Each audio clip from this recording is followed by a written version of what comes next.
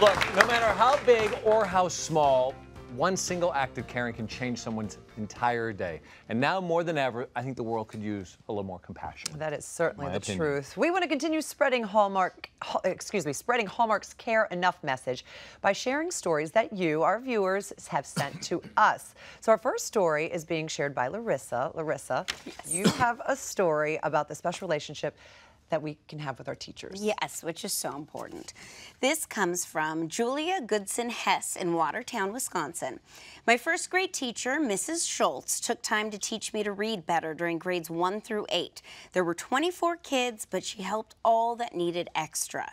I met her again in my 20s, and she was still the sweetest person. She could not have any kids, so we were her kids. I'm 68 now, and I still have fond memories of her. Oh. I love that because there's always that teacher that you remember. I had a kindergarten teacher, Mrs. Levinson, and she knew that I was really scared. I was a scaredy cat. Oh, yep, there was. Oh, yep, there's fabulous me. skirt, I know, my goodness. Oh, great and outfit, if she wasn't going to be in class that the next day or one day that week, she would pull me aside the day before and give me a picture of her and warn me, because she knew if I got to school and there was a substitute teacher and it wasn't the norm, I'd freak out. And she never had to do that, and it helped me so much, and I remember it to this day. So she created the selfie. Yeah.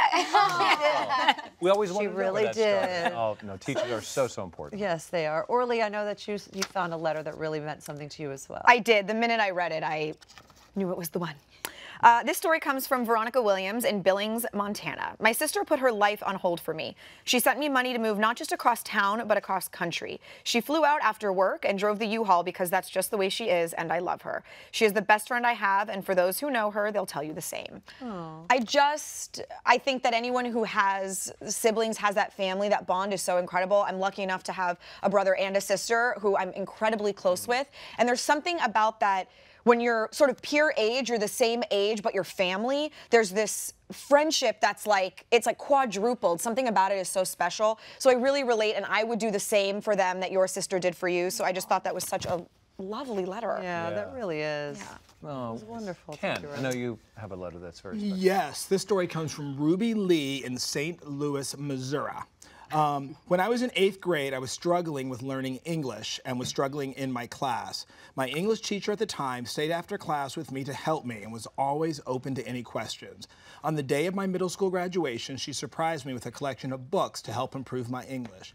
To this day, I still remember all the encouraging words and the amount of care that she has shown me. So the backstory here is that Ruby Lee is from Korea and moved here as a middle schooler, not speaking a word of English. Aww. And like the effort, you know, I grew up in a military family, we moved around a lot. I often was a person not speaking the language. To me, we talk about what makes America great, and to me, like reaching out to immigrants, to new arrivals in this country, and giving them a hand and helping them feel a similar. You're from immigrants, you are. So to true. me, that is like, that's the true sort of American spirit. Right. It just warmed my heart. Oh, I love that, Ken.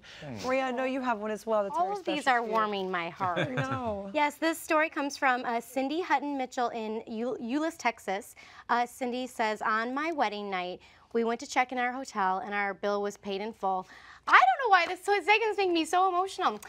This actually was similar. I relate to this because on my wedding, my parents actually paid for a mini honeymoon for my husband and I to go on because we couldn't go on a honeymoon right after our wedding. And it was just my greatest memory with him. And your wedding's such a special day. So it was just, I relate to that so much. I know. Gosh, we're all so emotional right now. I know. You sure you want to read? I don't know if I'm going to read. I'm going to start crying.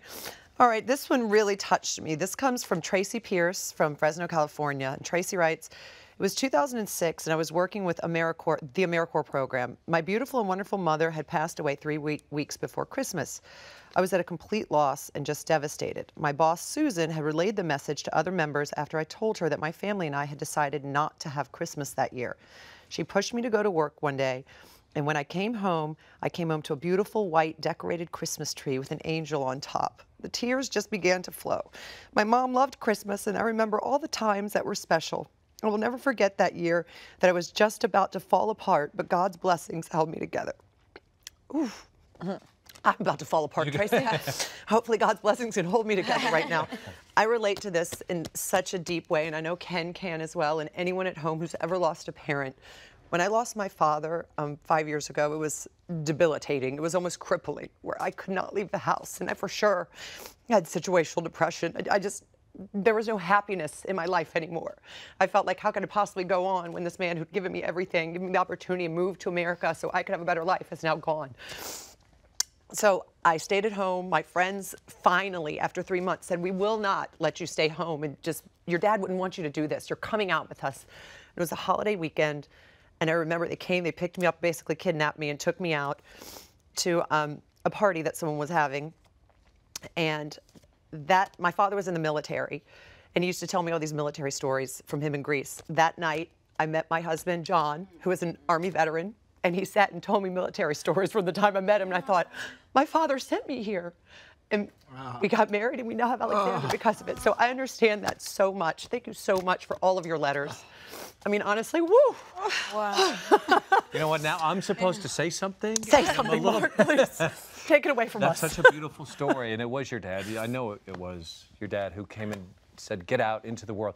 You know, it's because of stories like this and others that we've received from you, Hallmark's line of just because cards are perfect to celebrate the relationships we just spoke of, those with your parents or your children or your mentors, or caring friends even. And that's why Hallmark is hosting Free Card Fridays. Hallmark wants to help you participate, so they are hosting Free Card Fridays. Just visit a Gold Crown store on a Friday, and you can receive a Just Because card for absolutely free. Isn't that great? Just because. Just because. Hallmark is also kicking off a challenge each week to encourage everyone to put more caring into the world. And 5 lucky viewers will have the chance to win their own Just Because card pack.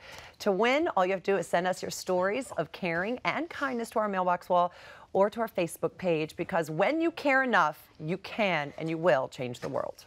Yes. You know, I didn't sign up for this. All the crying. This should be hazard pay. I get hazard pay for this sort of emotional stuff. I wasn't ready for this today. you for Okay, your we're going cards, to change guys. gears. When we come back, by the way, I love you all so much. Oh, I Thank you know. for